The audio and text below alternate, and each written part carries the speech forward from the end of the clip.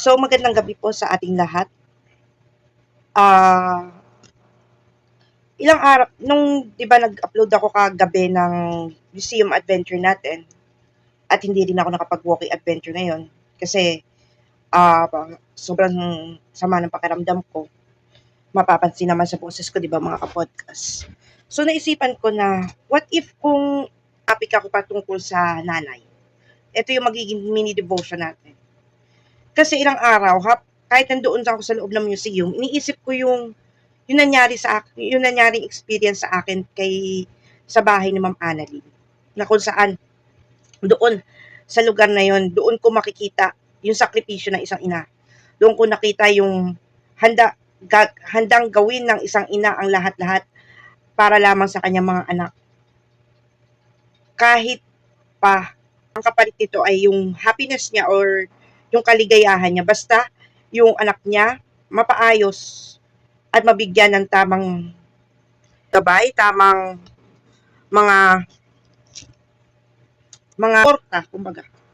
Iisip ko rin kasi mga kapodcast na bakit kaya ginagawa ni Ma'am Annalyn to? Although nag-uusap kami kung ano mga reason niya, kung ano yung mga rason niya sa buhay niya, kung bakit niya kailangan gawin ito. Pero hindi ko pa rin talaga maunawaan, hindi ko pa rin talaga maintindihan mga kapodcast kung bakit she needs to do this for her family.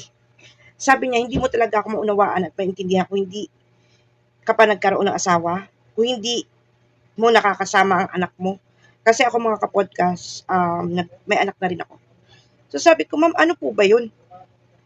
Na kung saan gagawin ang lahat para sa pamilya? Ito po ba yung sakripisyo na tinatawag? And nagpapakamartir na kayo eh. Kung may martir na tatay, may martir din na nanay at ikaw yun, ma'am. Pwede ka nang pwede ka nang bigyan ng tropeyo para dyan sa pagiging martir mo, ma'am. Sinabi ko rin sa kanya na, hindi lahat ng bagay na, gagawin mo to. Hindi na tama yung ginagawa ng asawa niyo, ma'am. May mali na. Alam kong mali, Bernadette.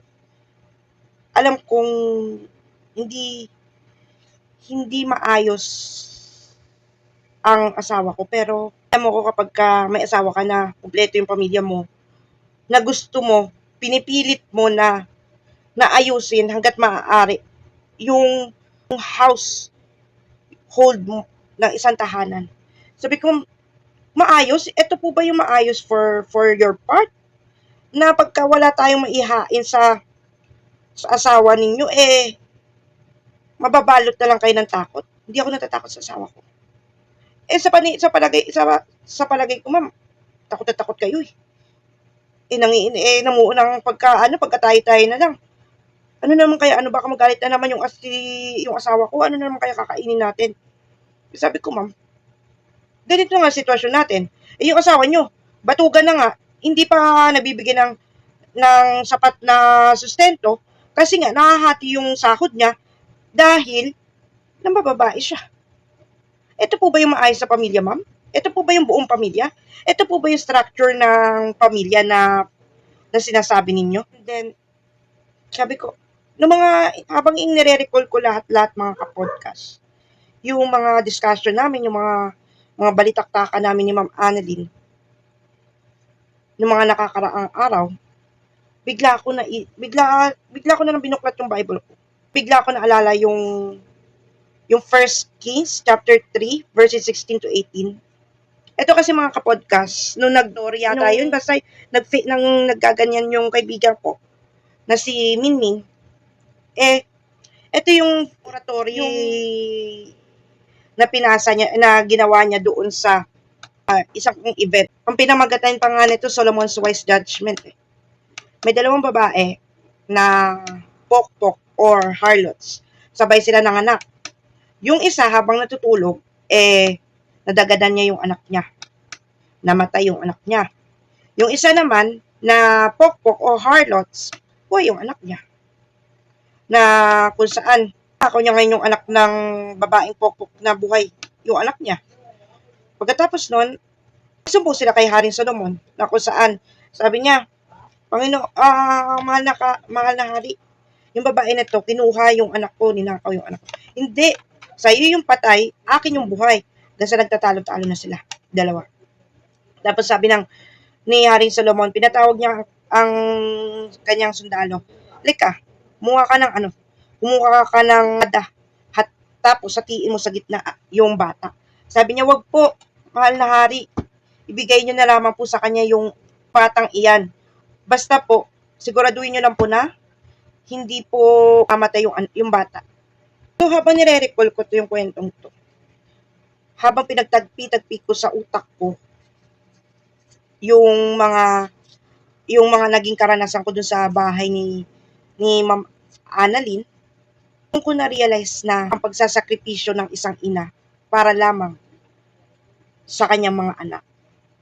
Oo, may mga talaga. May mga kalalakihan na nagloloko, may mga padre de pamilya na nagloloko.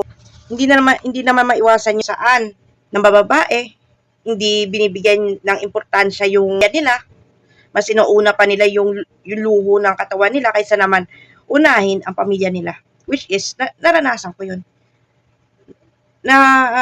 Because of this story of the two women, I realized that ito na yata yung tinutukoy ni Ma'am Annalyn. Ito na yata yung sinasabi niya sa akin na ang pagsasakripisyo ng isang ina para sa anak niya na okay lang sa kanya na ibigay sa babaeng tag-aangkin ng kanyang anak para lamang mabuhay ang kanyang anak. Siguro hindi rin naintindihan ito ng kanyang anak kasi kung sumbatan niya ngayon nanay niya. Pero alam ninyo, may mga kabataan ngayon na nanunumbat sa nanay. May mga kabataan ngayon na ganyan yung mga magulang ay ATM machine. Alam nyo kasi mga kapodcast, mamahal ng isang ina ay handa niyang ibigay lahat-lahat para sa kanyang mga anak. Ito pala yung, dito ko lang na-realize, dito ko lang napagtagpi-tagpi na ito pala yung tinutukoy ni Ma'am Annalyn na ang buhay, na kapag may pamilya ka na, pahalagahan mo ito, bigyan mo ito ng importansya, na katulad ko, Bernadette, na yun yung sinasabi niya na I am willing to sacrifice para mapaayos lamang ang sitwasyon at kalagayan ng aking anak. Oo, nagloloko nga yung asawa ko.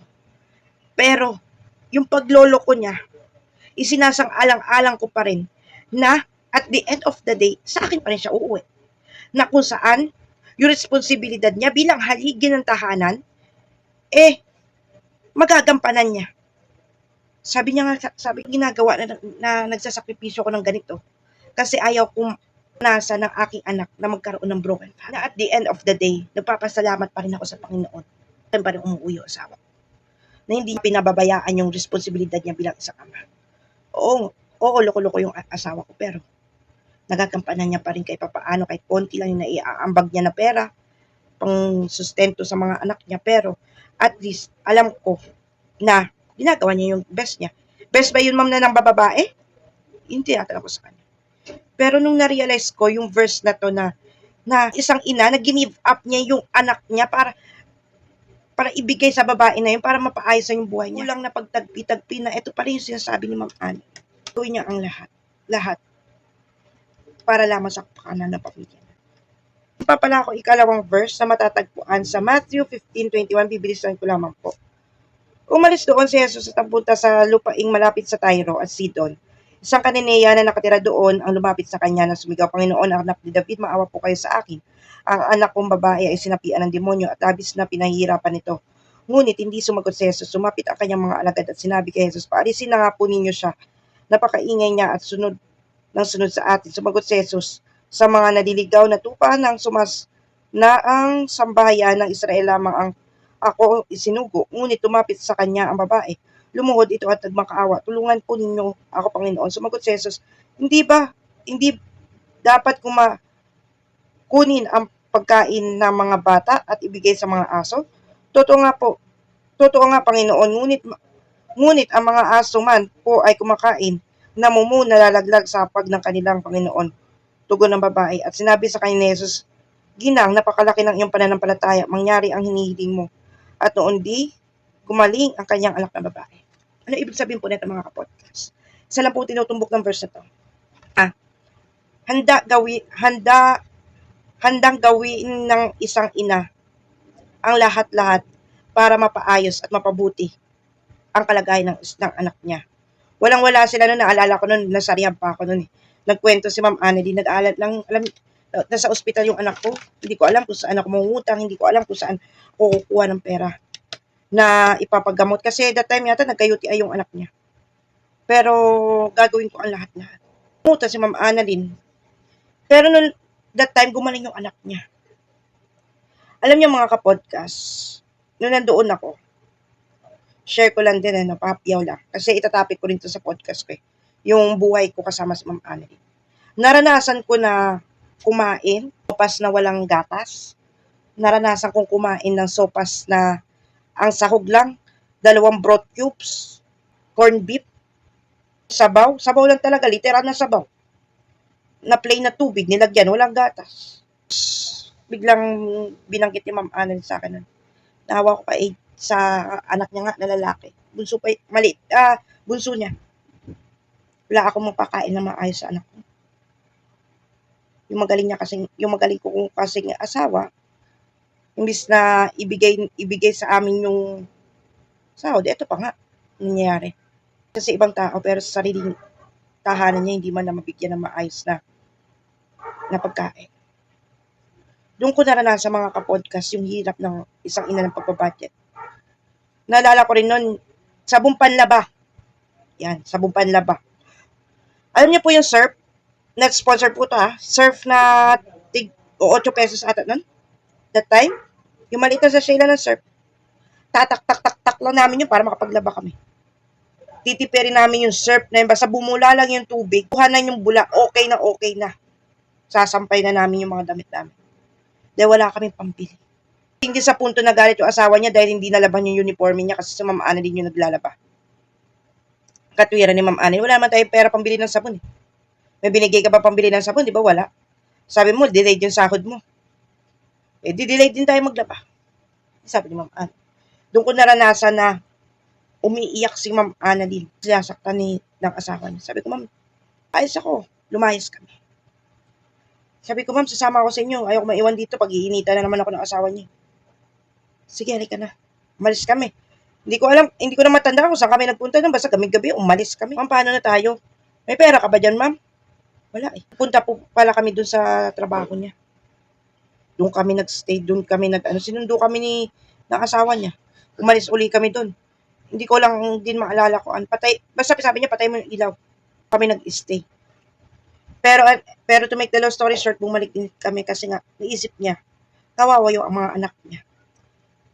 Grabe po yung pagsasakripisyo ng isang ina. Ngayon ko lang na-realize yung pagsasakripisyo ni Ma'am Annalyn. Ngayon ko lang natutunan ang lahat-lahat na kumbaga mga kapodcast, gagawin ng isang ina ang lahat-lahat para maiayos lamang ang kanyang mga anak at saka ng pamilya niya. So sana may natutunan po tayo ngayon mini devotion natin. Bukas, walking adventure na tayo. Sa kabila tayo sa Sacred Heart. Then sa Sunday po, kwento ni Chester po sa aming podcast po natin. So maraming salamat po. Please don't forget to like, share, and subscribe. Maraming salamat mga kapodcast.